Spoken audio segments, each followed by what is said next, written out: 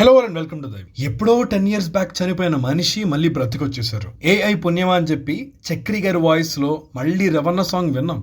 Song actually బాగుంది. ఆ చూపులతో గుచ్చి గుచ్చి సాంగ్ మ్యూజిక్ ని, ఆయన ఎనర్జీని మళ్ళీ తీసుకొచ్చారు. అయితే ఈ సాంగ్ వచ్చాక 2 ఆర్గ్యుమెంట్స్ వినిపిస్తున్నాయి. యాక్చువల్లీ సాంగ్స్ లో ఏఐ వాడిన ఫస్ట్ మూవీ టీం వీళ్ళు కాదు. కీడాకోలా మూవీలో ఎస్పీబీ గారి వాయిస్ ని ఏఐ సహాయంతో తరుణ్ భాస్కర్ గారు మూవీలో యూజ్ చేసుకున్నారు. అయితే ఆయన కొడుకు ఎస్పీ చరణ్ గారు కేసు వేశారు. 1 crore కట్టమని అడిగారు కూడా. ఇలా ఎందుకు వేశారో లేటర్ పార్ట్ ఆఫ్ వీడియోలో మాట్లాడుకుందాం. ముందు అందరి నోట వినపడే మాట ఏంటంటే, సింగర్ వాయిస్ ని ఏఐతో రీక్రియేట్ చేయడం రైటా రాంగా? ఇప్పుడు ఈ మూవీ టీమే ఉందండి. నాగవంశీ గారు ప్రొడ్యూసర్ అండ్ రవణ హీరో. వీళ్ళ ఇంటెంట్ మంచిదే. వింటేజ్ రవితేజ మూవీలో ఏమేమి ఉంటాయో అదే డెలివర్ చేయాలనేది వాళ్ళ ఆలోచన. అండ్ చక్రి గారి పాటలకి మనమంతా పెద్ద ఫ్యాన్స్. మొన్నే ఆయన గుర్తొచ్చి ఆయన సాంగ్స్ మీద రీల్స్ కూడా వేసాం మేము. సో ఆయన వాయిస్ తిరిగి తేవాలని ఏఐ యూస్ చేశారు. సాంగ్ ని ఫ్యాన్స్ కూడా ఎంజాయ్ చేస్తున్నారు. ఇందాక అన్నట్టుగానే సాంగ్ బాగుంది కూడా. ఇప్పుడు రెండో సైడ్, చనిపోయిన మనిషి వాయిస్ ని ఆర్టిఫిషియల్ గా రీక్రియేట్ చేయడం ఎంతవరకు కరెక్ట్? ఆయన డిమైస్ తర్వాత ఆయన వాయిస్ రీక్రియేట్ చేయడం రెస్పెక్ట్ ఇచ్చినట్టేనా? ఆర్టిస్టులు నమ్మేది ఒరిజినాలిటీ, ఎథికల్ కాదని అంటారు. సరే, ఇప్పుడు ఈ సిచ్యువేషన్ తీసుకుందాం. చక్రి గారి ఫ్యామిలీ దగ్గర పర్మిషన్ తీసుకున్నారా? సాంగ్ నుంచి వచ్చే రెవెన్యూలో షేర్ ఏమైనా వీళ్ళకి వెళ్తుందా? చక్రి గారికి ఇలా చేస్తే ఓకేనా అనే క్వశ్చన్స్ వినపడుతున్నాయి. అండ్ అఫ్ కోర్స్ ఒక బిగ్ ప్రొడక్షన్ హౌస్ లైక్ సితారా ఎంటర్టైన్మెంట్ పర్మిషన్ తీసుకునే ఉంటారు. రెవెన్యూ షేరింగ్ అనేది మనకు వాళ్ళు చెప్తేనే తెలుస్తుంది. మోస్ట్లీ అది కూడా సాఫ్ట్వేర్ ఉంటుంది. ఈ కేసులో ఏ హర్డిల్స్ లేకుండానే అయిపోతుంది. ఇప్పుడు తరుణ్ భాస్కర్ గారు వాడినప్పుడు ఫుల్ బ్యాక్లాష్ వచ్చింది. ఆయన పర్మిషన్ తీసుకోలేదు అని వాదన. అయితే ఎస్పీ చరణ్ గారు ఏమంటారంటే, ఇప్పుడు మా నాన్నగారు ఉన్నారనుకోండి, ఆయన సాంగ్ పాడాలా వద్దా అనేది చూస్తారు కదా. ఆయనకి నచ్చితేనే పాడతారు.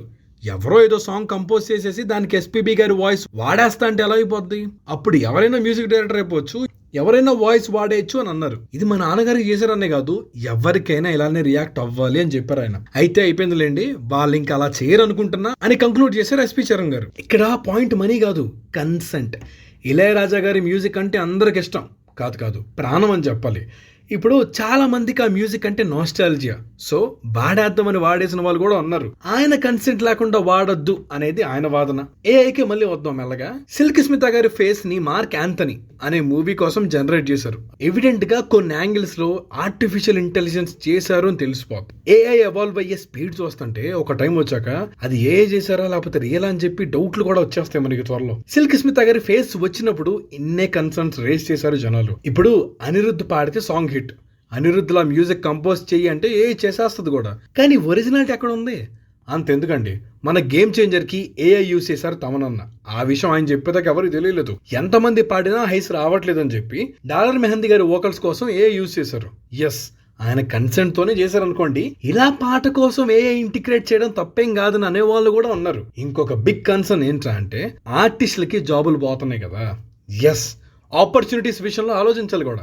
ఏ వచ్చాక ఆర్టిస్ట్ కి పని పోతుంది అంటున్నారు. ఒకప్పుడు గిబ్లీ ఆర్టే చేయాలంటే కష్టపడాలి. చాలా మందికి గిబ్లీ అంటే ఏంటో కూడా తెలియదు. గిబ్లీ స్టూడియోస్ కానీ మియాజాకి కానీ ఎవ్వరికి తెలియదు.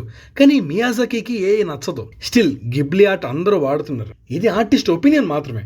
బట్ వాడిన ప్రతి ఒక్కరికి ఇప్పుడు గిబ్లీ స్టైల్ తెలుసు. వాళ్ళకి ఒక సాటిస్ఫాక్షన్ వచ్చింది అనుకోండి, గిబ్లీ యూజ్ చేస్తే తప్పేంటి అని అంటున్నారు. 2 సైడ్స్ ఆఫ్ ఆర్గ్యుమెంట్ వ్యాలిడ్ అనే అనొచ్చు. కానీ ఈ ఏఐ సాంగ్స్ తో ఆగదు. సిల్క్ స్మిత సీన్స్ లానే రియల్ సీన్స్ కూడా వస్తాయి. Actors who are long gone మళ్ళీ వీళ్ళని వెనక్కి తీసుకొస్తారు వీళ్ళు. ఇప్పుడు హనుమాన్ లో ఆంజనేయ స్వామిని చూసినప్పుడు భలే హై వచ్చింది. ప్రశాంత్ వర్మ ఏఐ వాడుతున్నారు. సో విజువల్స్ బాగుంటాయి. ఈ ఆర్గ్యుమెంట్ కి ఒక్కటే కంక్లూజన్, ఎథికల్ యూసేజ్. 2 జనాలకి అది ఓకే అవ్వాలి. ఐ మీన్ 2 సైడ్స్ కి ఓకే అవ్వాలి. పేపర్ సెంటిమెంట్స్ హర్ట్ అవ్వకూడదు. ఎథికల్ యూసేజ్ అంటే కన్సెంట్ తీసుకొని రెవెన్యూస్ టర్మ్స్ డిస్కస్ చేసుకోవాలి. ఆర్టిస్టులకి ఈక్వల్ ఆపర్చునిటీస్ అండ్ క్రెడిట్స్ కూడా ఇవ్వాలి. ఇప్పుడు ఈ చక్రి గారి వాయిస్ లో ఉండే సాంగ్ అయినా ఒక సింగరే పాడుంటారు కదా, కానీ వీళ్ళు క్రెడిట్స్ ఇచ్చారు. సోర్స్ వోకల్స్ పాడింది బీమ్స్ గారు అని చెప్పేసి ఆయనకు కూడా క్రెడిట్స్ ఇచ్చారు. ఈవెన్ గేమ్ చేంజర్ కి కూడా ఇచ్చారు. ఇలా క్రెడిట్స్ ఇచ్చినప్పుడు ఆర్టిస్ట్ కి కూడా పేరు వస్తుంది. Next, people's sentiments. Silk Smitha గారి ఫేస్ వాడినప్పుడు ఇదే అయింది. ఆమె డెత్ గురించి ఏ సర్కమ్స్టాన్సెస్లో అయిందో మీకు అందరికీ బాగా తెలుసు. ఇప్పుడు వేరే యాక్టర్ ఎవరో అలానే తెచ్చారనుకోండి, జనాలకి అది ఓకే కాదు. డెఫినెట్లీ అవుట్రేజ్ ఉంటుంది.